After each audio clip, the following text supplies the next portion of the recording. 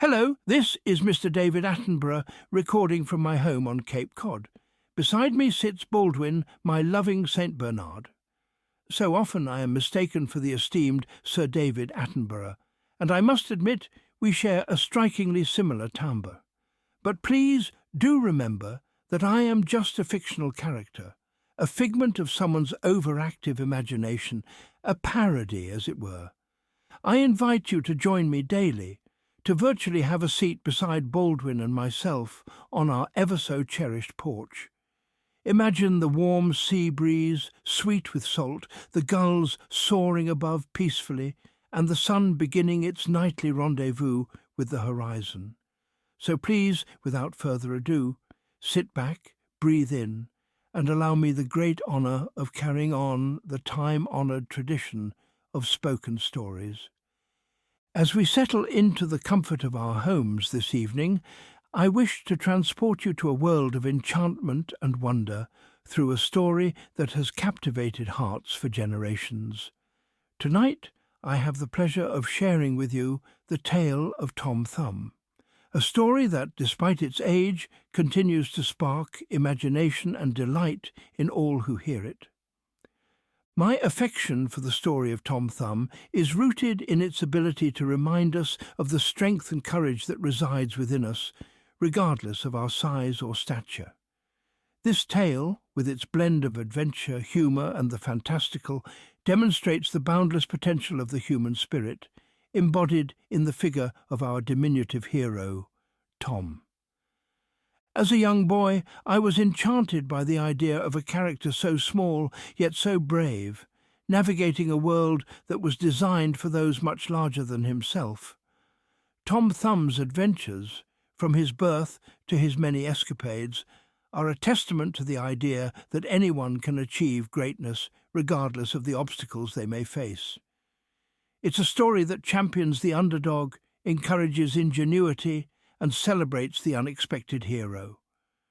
Moreover, Tom Thumb's journey is not just one of personal triumph, but also one of heart and loyalty. His dedication to his parents, his king, and his friends showcases the values of family, friendship, and service, teaching us that true heroism is found not only in grand deeds, but in the love and loyalty we show to others. So, as we embark on this magical journey together, let us keep in mind the lessons that Tom Thumb's story imparts. Let us be inspired by his courage, moved by his loyalty, and reminded that no matter how small we might feel in this vast world, we each have the power to make a significant impact. Without further ado, let us delve into the enchanting world of Tom Thumb, and may we emerge from this tale with a renewed sense of wonder and belief in the impossible. There was once a poor countryman who used to sit in the chimney corner all evening and poke the fire while his wife sat at her spinning wheel. And he used to say, "How dull it is without any children about us. Our house is so quiet, and other people's houses so noisy and merry." "Yes," answered his wife and sighed, "if we could only have one, and that one ever so little, no bigger than my thumb, how happy I should be. It would indeed be having our heart's desire." Now it happened that after a while the woman had a child who was perfect in all his limbs, but no bigger than a thumb. Then the parents said, "He is just what we wished for, and we will love him very much." And they named him, according to his stature, Tom Thumb. And though they gave him plenty of nourishment, he grew no bigger, but remained exactly the same size as when he was first born. And he had very good faculties, and was very quick and prudent, so that all he did prospered. One day his father made ready to go into the forest to cut wood, and he said, as if to himself, "Now I wish there was someone to bring the cart to meet me." "Oh, father," cried Tom Thumb, "I can bring the cart. Let me alone for that, and in proper time too." Then the father laughed and said, "How will you manage that? You are much too little to hold the reins." "That has nothing to do with it, father. While my mother goes on with her spinning, I will sit in the horse's ear and tell him where to go." "Well," answered the father, "we will try it for once." When it was time to set off, the mother went on spinning, after setting Tom Thumb in the horse's ear, and so he drove off, crying, "Gee up, gee woe!" So the horse went on quite as if his master were driving him, and drew the wagon along the right road to the wood. Now it happened just as they turned a corner, and the little fellow was calling out, "Gee up!" that two strange men passed by. "Look," said one of them, "how is this? There goes a wagon, and the driver is calling to the horse, and yet he is nowhere to be seen." "It is very strange," said the other. "We will follow the wagon and see where it belongs." And the wagon went right through the wood, up to the place where the wood had been hewed. When Tom Thumb caught sight of his father, he cried out, "Look, father, here am I with the wagon. Now take me down." The father held the horse with his left hand, and with the right he lifted down his little son out of the horse's ear, and Tom Thumb sat down on a stump, quite happy and content. When the two strangers saw him, they were struck dumb with wonder. At last one of them, taking the other aside, said to him, "Look here, the little chap would make our fortune if we were to show him in the town for money. Suppose we buy him." So they went up to the woodcutter and said, "Sell the little man to us. We will take care he shall come to no harm." "No," answered the father, "he is the apple of my eye, and not for all the money in the world would I sell him." But Tom Thumb, when he heard what was going on, climbed up by his father's coat-tails, and perching himself on his shoulder, he whispered in his ear, "Father, you might as well let me go. I will soon come back again."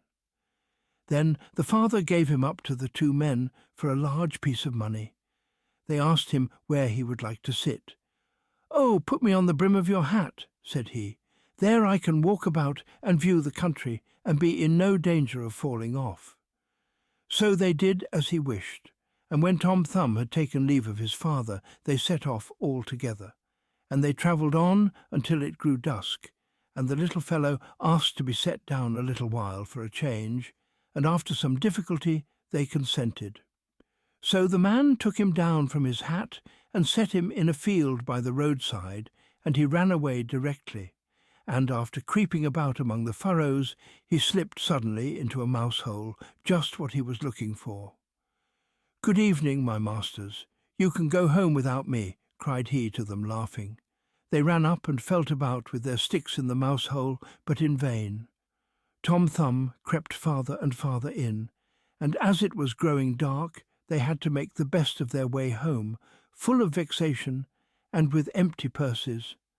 When Tom Thumb found they were gone, he crept out of his hiding-place underground. "It is dangerous work, groping about these holes in the darkness," said he. "I might easily break my neck." But by good fortune he came upon an empty snail shell. "That's all right," said he. "Now I can get safely through the night." And he settled himself down in it. Before he had time to get to sleep, he heard two men pass by, and one was saying to the other, "How can we manage to get hold of the rich parson's gold and silver?" "I can tell you how," cried Tom Thumb. "How is this?" said one of the thieves, quite frightened. "I hear someone speak." So they stood still and listened, and Tom Thumb spoke again. "Take me with you. I will show you how to do it." "Where are you, then?" asked they. "Look about on the ground and notice where the voice comes from," answered he. At last they found him and lifted him up. "You little elf," said they, "how can you help us?" "Look here," answered he. "I can easily creep between the iron bars of the parson's room and hand out to you whatever you would like to have." "Very well," said they. We will try what you can do." So when they came to the parsonage house, Tom Thumb crept into the room, but cried out with all his might, "Will you have all that is here?" So the thieves were terrified, and said, Do speak more softly, lest anyone should be awaked."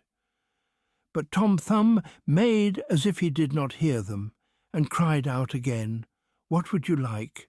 Will you have all that is here?" So that the cook, who was sleeping in a room hard by, heard it and raised herself in bed and listened.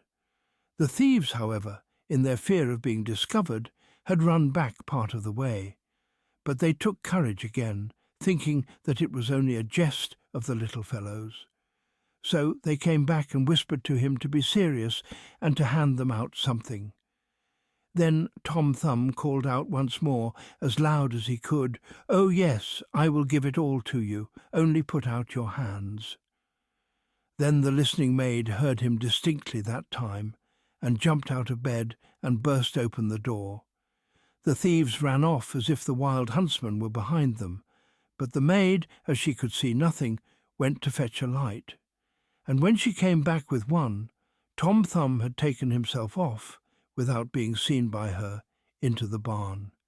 And the maid, when she had looked in every hole and corner and found nothing, went back to bed at last, and thought that she must have been dreaming with her eyes and ears open. So Tom Thumb crept among the hay and found a comfortable nook to sleep in, where he intended to remain until it was day, and then to go home to his father and mother. But other things were to befall him. Indeed, there is nothing but trouble and worry in this world. The maid got up at dawn of day to feed the cows. The first place she went to was the barn, where she took up an armful of hay, and it happened to be the very heap in which Tom Thumb lay asleep. And he was so fast asleep that he was aware of nothing, and never waked until he was in the mouth of the cow, who had taken him up with the hay. "Oh dear!" cried he, "how is it that I have got into a mill?" But he soon found out where he was, and he had to be very careful not to get between the cow's teeth, and at last he had to descend into the cow's stomach. "The windows were forgotten when this little room was built," said he, "and the sunshine cannot get in. There is no light to be had." His quarters were in every way unpleasant to him, and, what was the worst, new hay was constantly coming in, and the space was being filled up. At last he cried out in his extremity as loud as he could, "No more hay for me! No more hay for me!" The maid was then milking the cow, and as she heard a voice but could see no one, and as it was the same voice that she had heard in the night, she was so frightened that she fell off her stool and spilt the milk. Then she ran in great haste to her master, crying, "Oh, master dear!" The cow spoke. "You must be crazy," answered her master, and he went himself to the cow-house to see what was the matter. No sooner had he put his foot inside the door than Tom Thumb cried out again, "No more hay for me! No more hay for me!" Then the parson himself was frightened, supposing that a bad spirit had entered into the cow, and he ordered her to be put to death. So she was killed, but the stomach where Tom Thumb was lying was thrown upon a dunghill. Tom Thumb had great trouble to work his way out of it, and he had just made a space big enough for his head to go through when a new misfortune happened. A hungry wolf ran up and swallowed the whole stomach at one gulp. But Tom Thumb did not lose courage. "Perhaps," thought he, "the wolf will listen to reason." And he cried out from the inside of the wolf, "My dear wolf, I can tell you where to get a splendid meal." "Where is it to be had?" asked the wolf.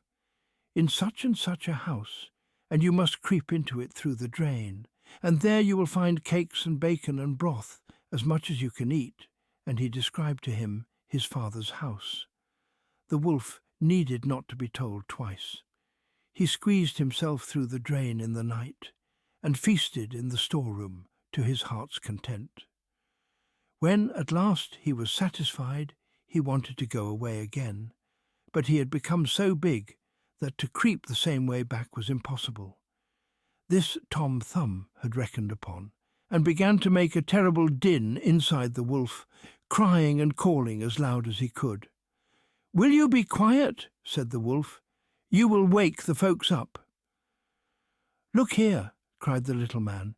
"You are very well satisfied, and now I will do something for my own enjoyment," and began again to make all the noise he could. At last the father and mother were awakened, and they ran to the room door and peeped through the chink, and when they saw a wolf in occupation, they ran and fetched weapons, the man an axe, and the wife a scythe. "Stay behind," said the man, as they entered the room. "When I have given him a blow, and it does not seem to have killed him, then you must cut at him with your scythe." Then Tom Thumb heard his father's voice and cried, "Dear father, I am here in the wolf's inside." Then the father called out, full of joy, "Thank heaven that we have found our dear child," and told his wife to keep the scythe out of the way, lest Tom Thumb should be hurt with it. Then he drew near and struck the wolf such a blow on the head that he fell down dead, and then he fetched a knife and a pair of scissors, slit up the wolf's body, and let out the little fellow. "Oh, what anxiety we have felt about you," said the father. "Yes, father, I have seen a good deal of the world, and I am very glad to breathe fresh air again." "And where have you been all this time?" asked his father. "Oh, I have been in a mouse hole and a snail's shell, in a cow's stomach and a wolf's inside. Now, I think, I will stay at home." "And we will not part with you for all the kingdoms of the world," cried the parents as they kissed and hugged their dear little Tom Thumb. And they gave him something to eat and drink, and a new suit of clothes, as his old ones were soiled with travel. As our journey through the captivating tale of Tom Thumb comes to a close, I hope you find yourselves enchanted and inspired by the adventures of our diminutive hero.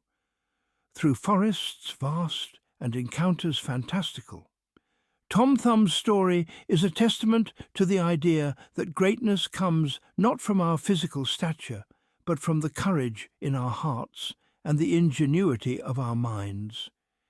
In reflecting upon Tom's adventures, from his humble beginnings to his remarkable feats, we are reminded of the enduring power of determination, the value of kindness, and the strength that lies in believing in oneself.